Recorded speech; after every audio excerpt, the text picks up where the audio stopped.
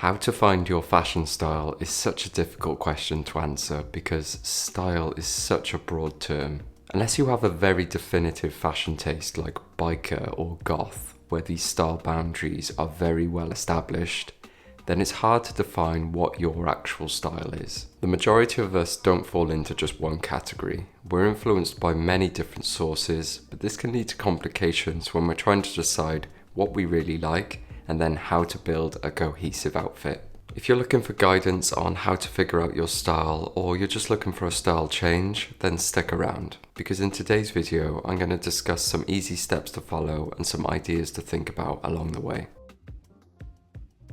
So first of all, figure out what is your aesthetic. What are your favourite clothes that you own right now? Go into your wardrobe and drawers and pick out some of the pieces that you like most. Look for the pieces that you like the look of, the colour, the quality, the feel, or the shape. Pieces that you think look really good on you and make you feel confident when you're wearing them. As you start to pick these pieces out, are you noticing any sort of themes? For example, you might find that you like the more heavyweight, baggier pieces. Or do you find yourself picking out more slimmer pieces that give you a refined silhouette? Perhaps you find that you're gravitating towards the more colourful pieces. You might find that all the pieces you're picking are from one brand and they just fit your aesthetic perfectly. Most of us have far too many clothes, but by doing this, picking out your favourite pieces and understanding what you actually like to wear day to day can really help in defining your personal style. And if you find that the pieces you like seem to be all over the place, then that's actually a great thing. This mixture of clothing is what your personal style is.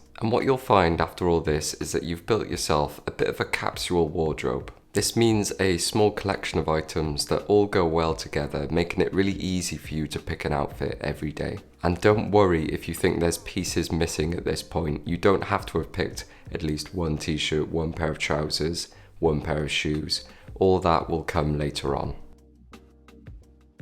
The second step is going to be understanding your body type, which is something that I think is quite overlooked, especially in men's fashion. If you don't know your body type, you'll end up with clothes that you don't like, don't feel confident in, and ultimately won't wear. Figuring out your body type could be a whole video in itself, but it breaks down into the following: trapezoid, triangle, inverted triangle, rectangle, and oval. You might not fall exactly into one of these categories, but it's a good starting point as a guide. The overall goal when dressing for your body type is to emphasize your best features and to subtly play down your not so best features. I don't want to call them undesirable features because there's no right or wrong when it comes to body types, and we cannot change how we were made. For example, I have quite broad shoulders in relation to my waist, so I might fall somewhere close to the inverted triangle category. Therefore, I avoid anything that broadens my shoulders even more because it would make me look very out of proportion. So for a suit jacket, I wouldn't go for one with shoulder pads in, I'd stick to the more unstructured ones. Similarly, I tend to stay away from skin-tight trousers because they'll make me look too top-heavy. Instead, I'll go for more relaxed trousers. They don't have to be really baggy, but just a little looser. You might be thinking at this point that the aesthetic you like does not suit the body type you have.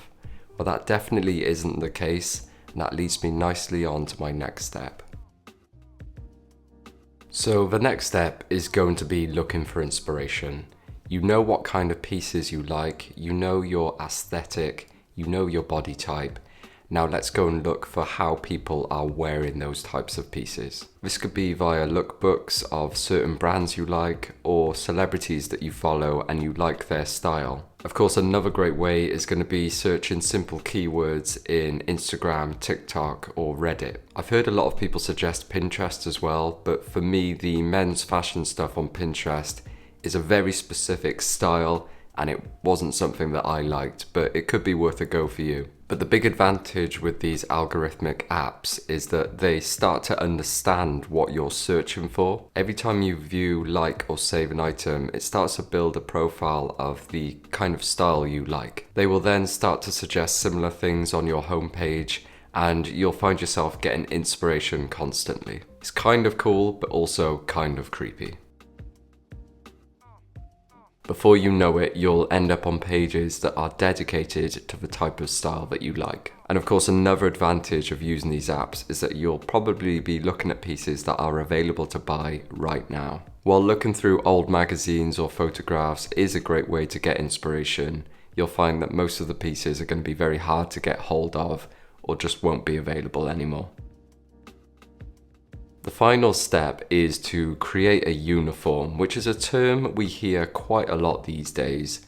But what does it actually mean? A uniform is basically a variation of the same outfit that you're going to be wearing most days. In the same sense as something you'd wear every day you go to a certain school or a job. But your personal style uniform is a reflection of your life, your tastes, your aesthetic. It's something that you'll happily wear most days when you're out and about. Not something that you'd wear at home every day or to an occasion where you just don't care about how you look. You could work or find yourself in very casual settings day to day, so your personal uniform will be a reflection of this, not necessarily a suit unless that is something you like the look of. And either way, a uniform can be dressed up or down with accessories, different types of shoes, so you should never feel limited in your uniform. If you do find yourself in a mixture of formal and casual environments, I see no reason why you can't have two uniforms, one for each setting. My personal uniform at the moment is a cropped oversized top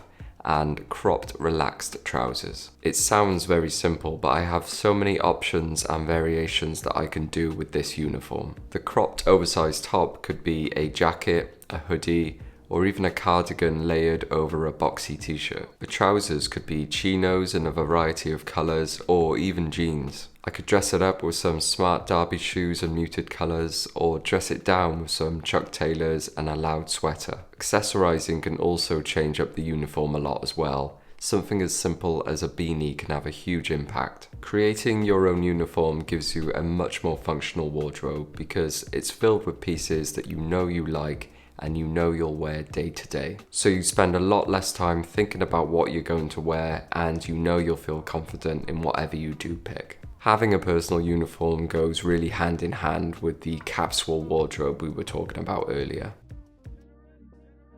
And so just before I end the video, there's a few closing comments I'd like to say.